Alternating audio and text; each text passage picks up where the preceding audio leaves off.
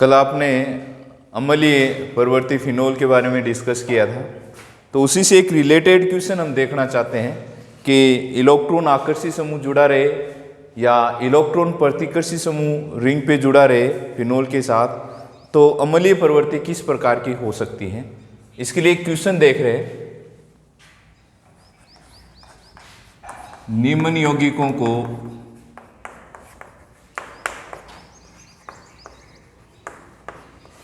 अम्लता के बढ़ते क्रम में लिखिए। ये क्वेश्चन हम देख रहे हैं। सब फिनोलिक कंपाउंड ले लेते हैं। ये फिनोल ले लिया, ये आपने ऑर्थोनाइट्रोफिनोल ले लिया,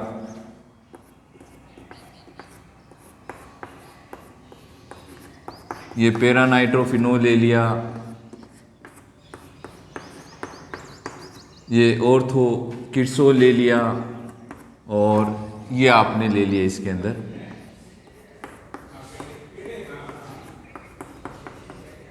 ऑर्थ और पैरा दोनों पोजीशन पर NO2 समूह। ये आपने 5 कंपाउंड लिए और इसके एसिडिक करैक्टर के बारे में डिस्कस करना चाहते हैं। यदि थोड़ा देखें तो ये इलेक्ट्रॉन खींचने वाला ग्रुप है, ये भी इलेक्ट्रॉन खींचने वाला ग्रुप है, ये इलेक्ट्रॉन देने वाला ग्रुप है, और ये दोनों ही इलेक्ट्रॉन खींचने वाले ग्रुप हैं। तो सबसे पहले देखेंगे कि प्लस आई इफेक्ट की बात कर लें अपन, इलेक्ट्रॉन देने वाले माइनस आई की। तो आपको कल बताया था कि यदि इलेक्ट्रॉन खींचने वाले ग्रुप जुड़े रहे हैं तो इसमें है ये वाला, इसमें भी है और इसमें भी है, तीनों में है। यदि इलेक्ट्रॉन खींचने वाला ग्रुप जुड़ेगा तो फिनोल की अम्लीय प्रवृत्ति बढ़ जाती है, क्योंकि फिनोक्साइड में ऋणावेश का विस्थानीकरण ज़्यादा प्रभावी स्थायी हो जाता है। ये वाला समूह है इलेक्ट्रॉन देने वाला है, ये यहाँ से इसको देगा और ऑक्सीजन पे इलेक्ट्रॉन की डेंसिटी बढ़ जाएगी, जिसके कारण O- बंध की ध्रुवणता कम हो जाती है। तो आप देख सकते हैं सबसे कम अम्लीय ये है, क्योंकि इसमें इलेक्ट्रॉन देने वाला ग्रुप है, जिसके कारण बेंजीन वलय में इलेक्ट्रॉन का घनत्व यहाँ से होते हुए ऑक्सीजन पे बढ़ जाएगा।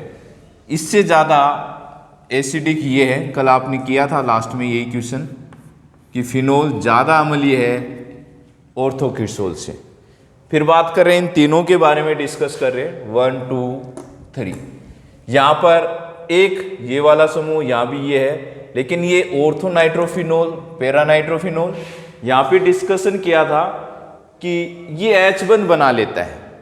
H बंध बनाने के कारण इसके और इसके बीच में, तो यहाँ से H इजीली रिमूव नहीं होता है, आसानी से निष्कासन नहीं होता है, जिसके कारण इसकी अम्लीय प्रवृत्ति कम होगी। तो आप कहेंगे कि इसके बाद ये, इसके बाद ये, पैरा वाला, और यहां पर आप देख रहे हैं ऑर्थो पे भी है, पैरा पे, 2 ग्रुप जुड़े हुए हैं। तो सबसे ज़्यादा अम्लीय प्रवृत्ति हो जाएगी 2 NO समूह जो रिंग के साथ जुड़े हैं उसकी। ये इस प्रकार का क्वेश्चन आपको एग्जाम में देखने को मिल सकता है। ये बढ़ते क्रम में है, इससे ज़्यादा एसिडिक ये है, इससे ज़्यादा ये है, इससे ज़्यादा ये, और इससे ज़्यादा ये। ये क्वेश्चन एग्जाम के लिए इंपॉर्टेंट है, आप मोस्ट लगा सकते हैं। ओके, अब हम नेक्स्ट क्वेश्चन डिस्कस करने वाले हैं कि एल्कोहल और फिनोल दोनों में कंपैरिजन करना चाहते हैं कि ज़्यादा अम्लीय कौन सा है। क्वेश्चन देखेंगे।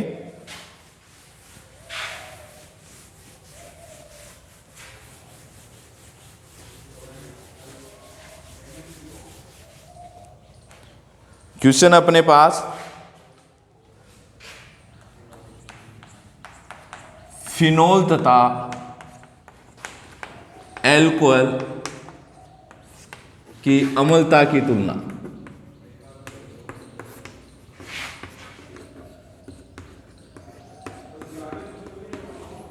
इन दोनों में कंपैरिजन करना चाहते हैं, ये भी एग्जाम के अनुसार इंपॉर्टेंट क्वेश्चन है कि ज़्यादा अम्लीय कौन है। एल्कोहल थोड़ा सा पढ़ के आए हैं, एल्कोहल अम्लीय क्यों है। फिनोल भी अपन ने पढ़ा है कि फिनोल अम्लीय क्यों होता है। कल देखा था अपन ने कि फिनोल की अम्लता के 3 रीजन्स बताए थे जिसके कारण फिनोल अम्लीय है। तो यहाँ कुछ थ्योरी डिजाइन करने वाले हैं कि इन दोनों में अम्लीय कौन है। तो पहले हम डिस्कस कर रहे हैं थ्योरी। देखो, फिनोल अम्लीय व्यवहार प्रदर्शित करता है। ओके, एल्कोहल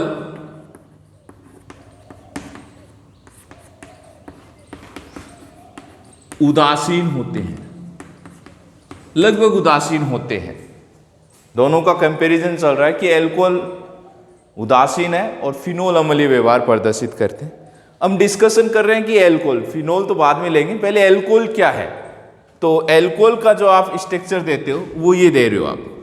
जैसे प्राइमरी एल्कोहल को इस प्रकार रिप्रेजेंट करें, ये 1 डिग्री एल्कोहल है, इस कार्बन का संकरण क्या है, sp3।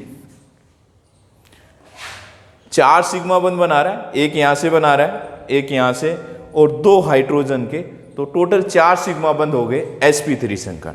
तो थ्योरी बनाएंगे एल्कोहल में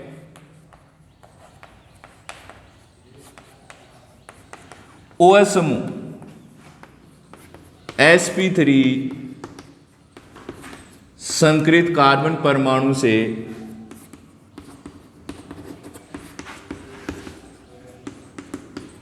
जुड़ा रहता है। sp3 संकरित कार्बन परमाणु से जुड़ा रहता है। sp3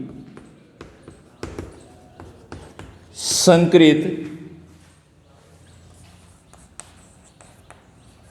कार्बन परमाणु की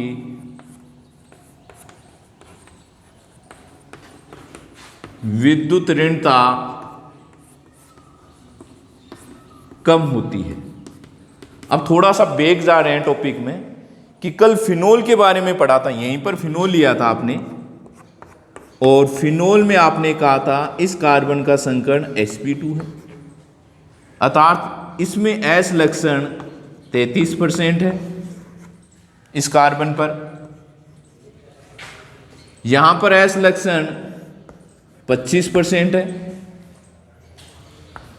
S लक्षण इसमें ज्यादा है तो ये वाले इलेक्ट्रॉन खींचने की क्षमता भी फिनोल वाले कार्बन की ज्यादा है, या S लक्षण कम है तो ये वाले इलेक्ट्रॉन खींचने की क्षमता, एल्कोहल में इस कार्बन की इलेक्ट्रॉन खींचने की क्षमता भी कम है। एक तो ये रीजन बता सकते हैं कि फिनोल में कार्बन OH समूह जिस कार्बन से जुड़ा उसका संकरण sp2 है, जबकि एल्कोहल में जिस कार्बन से OH समूह जुड़ा उसका संकरण sp3। एक मेजर रीजन।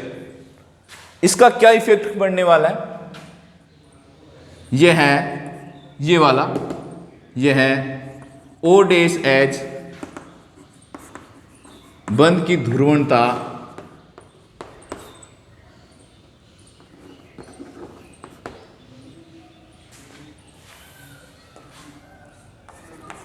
नहीं बढ़ा पाता है।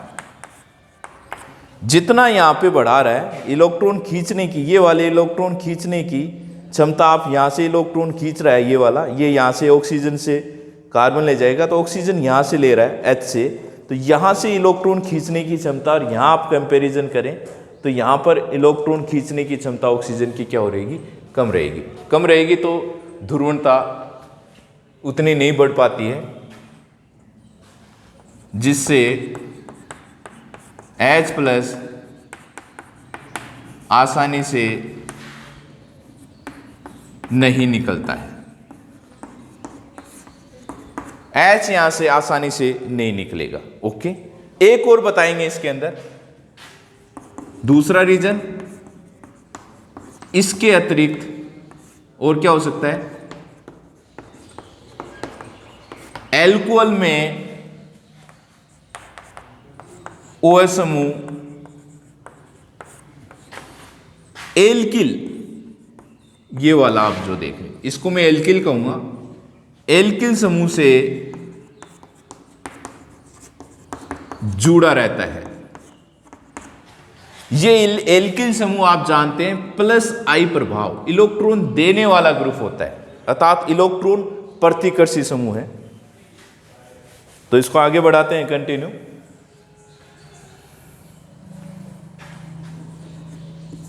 एल्किल समूह का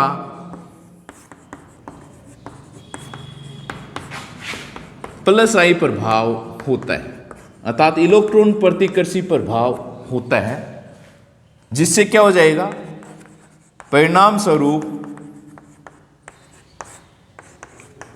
एल्कोहल में, जैसे ये था, आप खुद देखो, यहां से इलेक्ट्रॉन इसको देगा, ये इसको ट्रांसफर कर देगा, तो यहां पर इलेक्ट्रॉन की डेंसिटी बढ़ जाएगी ऑक्सीजन के पास। तो परिणाम स्वरूप एल्कोहल में OH बंध की ध्रुवणता इतनी नहीं बढ़ पाती है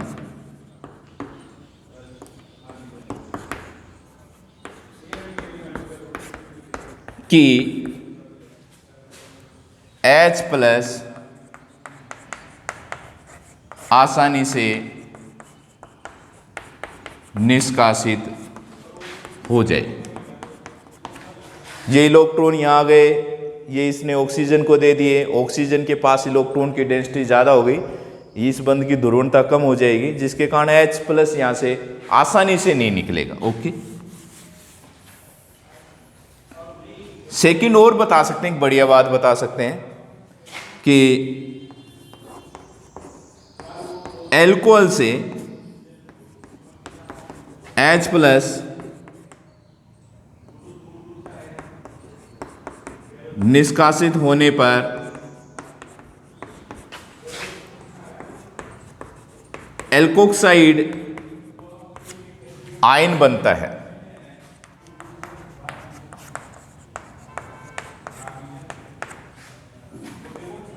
जो अनुनाद द्वारा स्थायी नहीं होता है। ये रिएक्शन है इसकी ROH,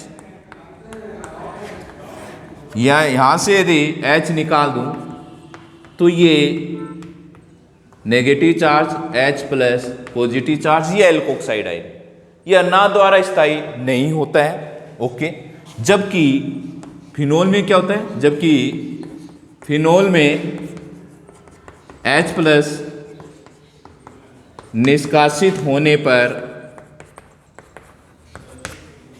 फिनोक्साइड आयन बनता है,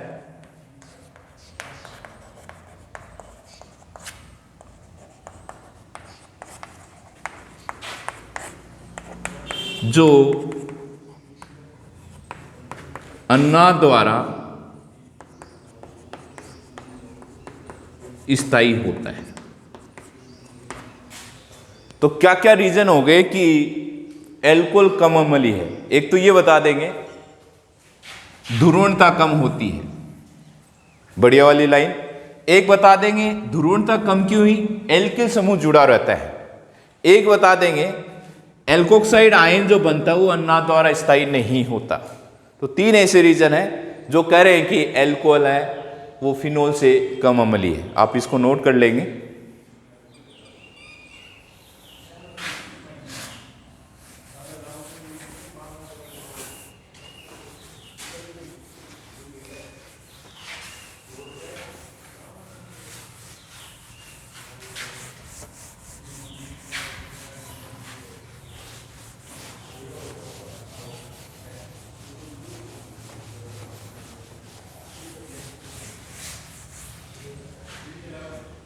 एक और एसिडिक सामर्थ्य के बारे में डिस्कस कर रहे हैं कि फिनोल और कार्बोक्सिलिक अम्ल की तुलना करना चाहते हैं, कौन ज़्यादा एसिडिक है। देखिए क्वेश्चन हो गया हमारे पास,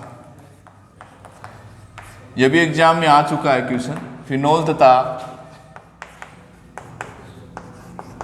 कार्बोक्सिलिक अम्ल की तुलना, कौन ज़्यादा अम्लीय है, इसको हम देखना चाहते हैं। तो इसमें थ्योरी है बिल्कुल आसान। फिनोल की तुलना में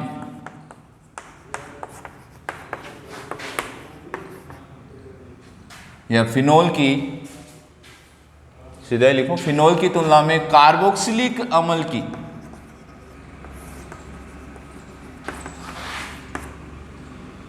अम्ल सामर्थ्य अधिक होती है। अब ये अधिक क्यों होती है, इसको एक्सप्लेन करना चाहते हैं। ऑलरेडी हमने डिस्कस कर दिया कि देखो आप, एल्कोहल से ज्यादा अम्लीय जल, एल्कोहल से ज्यादा अम्लीय फिनोल और फिनोल से ज्यादा अम्लीय कार्बोक्सिलिक अम्ल। ये एग्जाम में आया क्वेश्चन है कि आप कैसे एक्सप्लेन कर सकते हैं। तो आप कह सकते हो कार्बोक्सिलिक अम्ल,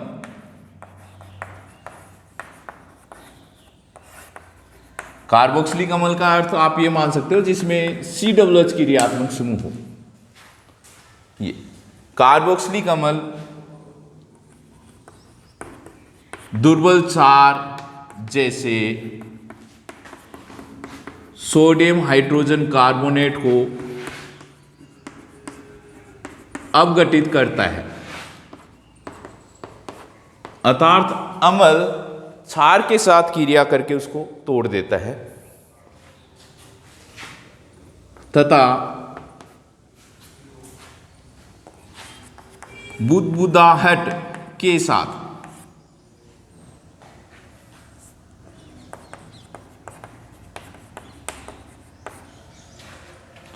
CO2 गैस निकलती है। ये हम प्रैक्टिकल में भी करेंगे। जब क्रियात्मक समूह का टेस्ट करते हैं तो उसके अंदर क्रियात्मक समूह कार्बोक्सिलिक अम्ल का टेस्ट करेंगे तो उसके अंदर हम सोडियम हाइड्रोजन कार्बोनेट डालेंगे तो झाग के रूप में CO2 गैस आपको झाग बनेंगे, उसके बाद CO2 गैस निकलती है। इसका मतलब उसके अंदर क्रियात्मक समूह COOH है। नेक्स्ट, फिनोल के बारे में डिस्कस कर रहे हैं अपन। ये तो बता दिया कि कार्बोक्सिलिक अम्ल है वो NaHCO3 को अपघटित कर देता है। फिनोल क्या करते हैं? यदि फिनोल कंपाउंड हो तो फिनोल सोडियम हाइड्रोजन कार्बोनेट को अपघटित नहीं करते हैं। यह अपघटित कर रहा है कार्बोक्सिलिक अम्ल, प्रबल अम्ल है। ये फिनोल अपघटित नहीं कर रहा, दुर्बल अम्ल है। तो आप लिख देंगे क्योंकि फिनोल दुर्बल अम्ल है। ओके, तथा CO2 गैस नहीं निकलती है, CO2 गैस भी नहीं निकलती। तो ये एग्जाम में क्वेश्चन आया हुआ है कि आप कैसे विभेद कर सकते हैं फिनोल और कार्बोक्सिलिक अम्ल में। तो यहां बड़ी ऐसी लाइन है, इंपॉर्टेंट लाइन, यही क्वेश्चन था। इस अभिक्रिया का उपयोग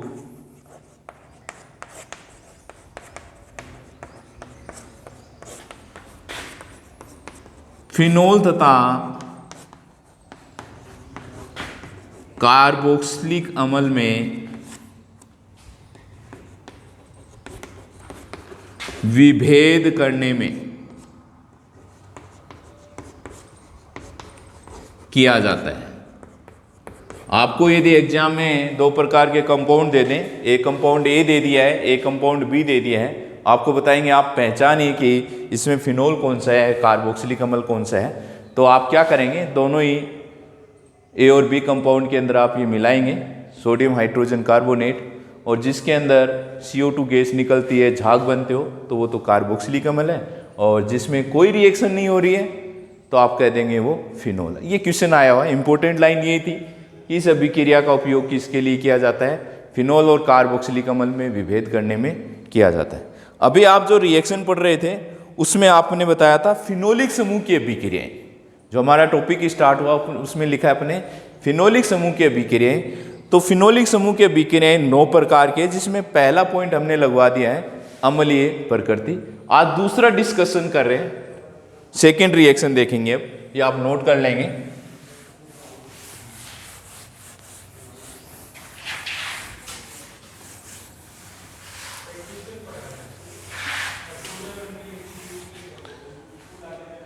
नंबर 2 रिएक्शन देखेंगे एग्जाम में आ चुकी है रिएक्शन,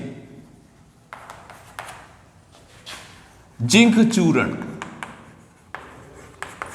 इसे यसद के साथ अभिक्रिया, यसद भी कहा गया है। एग्जाम में कई बार जिंक चूर्ण नहीं आता, नाम लिखते हैं फिनोल की यसद के साथ अभिक्रिया लिखी। तो उस दौरान हम क्या करने वाले हैं, देखो बिल्कुल सिंपल रिएक्शन है। ये है फिनोल, ये Zn चूर्ण है। जब रिएक्शन करवाएंगे तो ये ऑक्सीजन इसके साथ अटैच कर दें तो हो जाएगा जिंक ऑक्साइड ZnO, और ये H रिंग के साथ अटैच हो जाए तो क्या बन जाएगी, बेंजीन।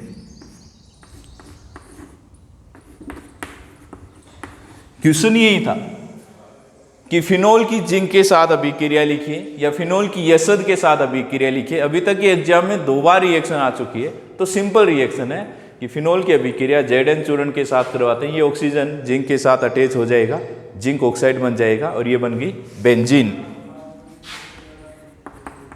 तो वैसे ये 11th में पढ़ा हुआ टॉपिक है बेंजीन बनाने की विधि।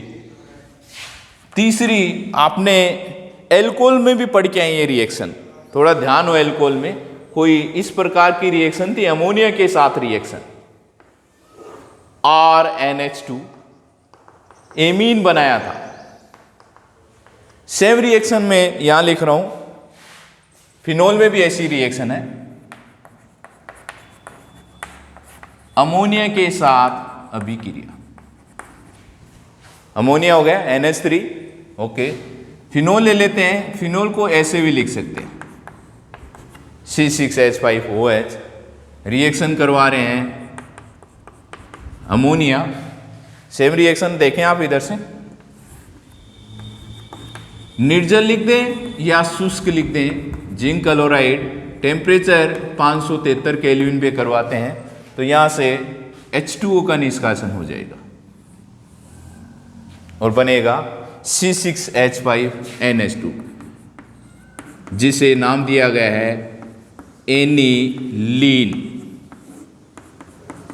सेम रिएक्शन आप देखो, सिर्फ यहां पर C6H5 फिनोल लिया है और यहां पे R लिया, R की जगह यदि मैं C6H5 लिख दूं तो ये सेम रिएक्शन है। तो ये कॉमन रिएक्शन है एल्कोहल और फिनोल दोनों में।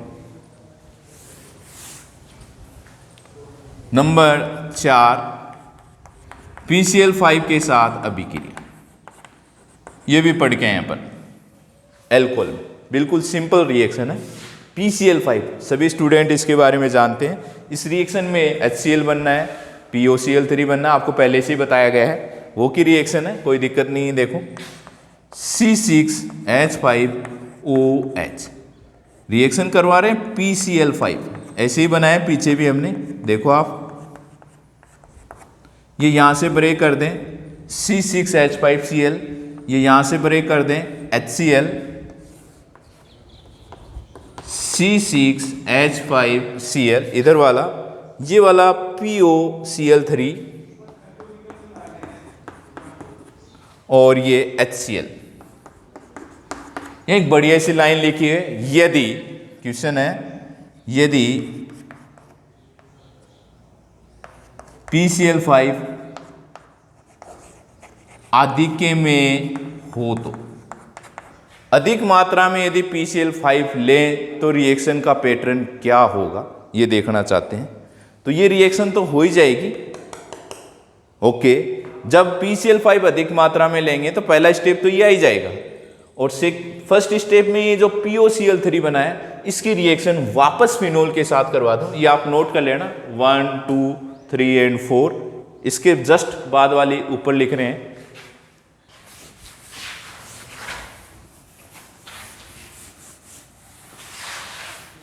देखो आप क्या है, अधिक मात्रा में ये लिया है, ओके।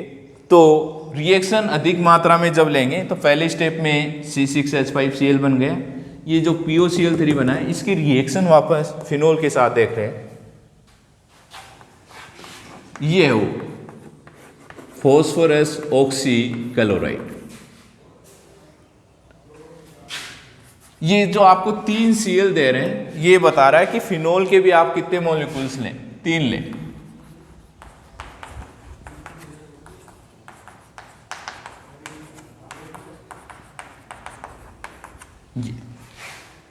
ये आपको दिख गया होगा, यहां से और यहां से ये निकाल दें तो क्या होने वाला है देखो।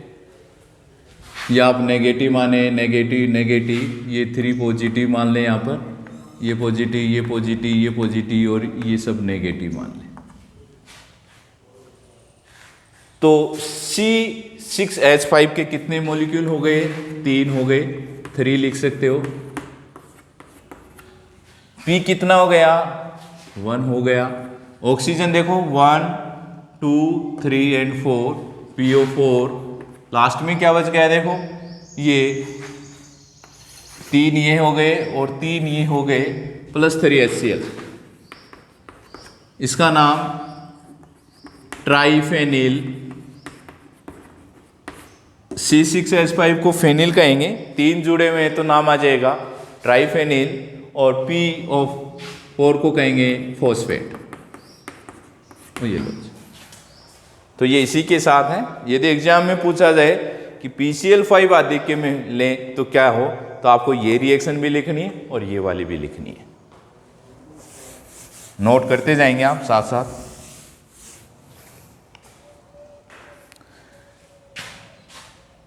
नंबर 5 है इथरीकरण अभिक्रिया। ईथर बनाना, ईथर के लिए एक जनरल फॉर्मूला मैंने दिया था, ये वाला। ये ईथर को रिप्रेजेंट करता है। ऑक्सीजन की दोनों संयोजकताएं कार्बन के द्वारा संतुष्ट हो जाएं तो हम उसे ईथर कहेंगे। ओके, ये फिनोल है C6H5OH। इसकी क्रिया NaOH के साथ करवा दें। फिनोल अम्लीय है, अभी डिस्कशन किया अपन ने कि फिनोल अम्लीय है। अम्ल की क्रिया क्षार के साथ करवाएंगे तो साल्ट बनेगा, वाटर निकलेगा। ये देखो आप यहाँ से क्या हो गया, H2, ये निकाल दो और ये निकाल दो तो हो जाएगा C6H5ONa सोडियम, और ये आप पढ़ के आ रहे हो बराबर C6H5O को फिनोक्साइड, तो हो जाएगा सोडियम फिनोक्साइड।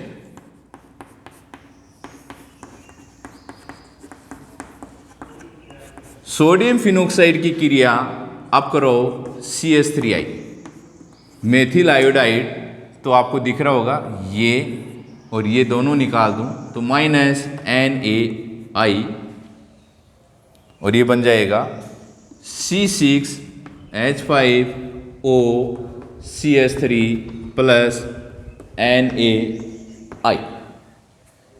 ईथर है, ईथर का नामकरण आप 4 दिन बाद पढ़ने वाले हैं। ईथर टॉपिक वहाँ आएगा, यहाँ फिलहाल मैं इतना बता देता हूँ। इसको मेथिल कहेंगे, इसको फेनिल कहेंगे। मेथिल M से चालू होता है, फेनिल P से चालू होता है। अल्फ़ाबेट से लिखूं तो अल्फ़ाबेट में मेथिल पहले आएगा, फिर आएगा फेनिल P से, और लास्ट में हमें क्या लगाना है, ईथर। तो इन दोनों से नाम बनाए मैंने, methyl phenyl ether. Number 6 diazomethane से अभिक्रिया। बड़ी इंटरेस्टिंग रिएक्शन है ये वाली भी, देखो C6H5OH CH2N2 डाईएजो। मैंने बताया जब 2 नाइट्रोजन एक साथ हो तो उसे हम डाईएजो कहेंगे, और एक कार्बन है तो मेथेन कहेंगे। ये आपको दिख गया होगा, ये वाली रिएक्शन पूरा एक साथ अटैच कर दें अपन, ये वाला, तो ये हो जाएगा CH3N2 बाहर निकल जाएगा, C6H5OCH3N2। ये सेम वही प्रोडक्ट है, methyl phenyl ether, methyl phenyl ether. अर्थात ईथर बनाने की 2 विधियां आपके सामने आ गई। एक इथरीकरण अभिक्रिया से ईथर बना सकते हैं, एक डाईएजो मेथेन से आप ईथर बना सकते हो। नंबर 7 रिएक्शन आप देखना चाह रहे हैं, क्या है? ये पढ़ी हुई रिएक्शन है। रिएक्शन आप पढ़ेंगे एस्टरीकरण अभिक्रिया, पीछे भी पढ़ के आए आप। थोड़ा सा रिमाइंड करें कि क्या पढ़ के आए थे, थोड़ा याद करें अपन। तो ये अल्कोहल था, आज ये फिनोल लिया है, कोई अंतर नहीं है, दोनों में समान क्रियात्मक समूह, दोनों में OH क्रियात्मक समूह आप देख रहे हैं। इसकी क्रिया हमने करवाई थी इसके साथ, कोई एसिड ले लें, कोई एसिड हैलाइड ले लें या कोई एनहाइड्राइड ले लें,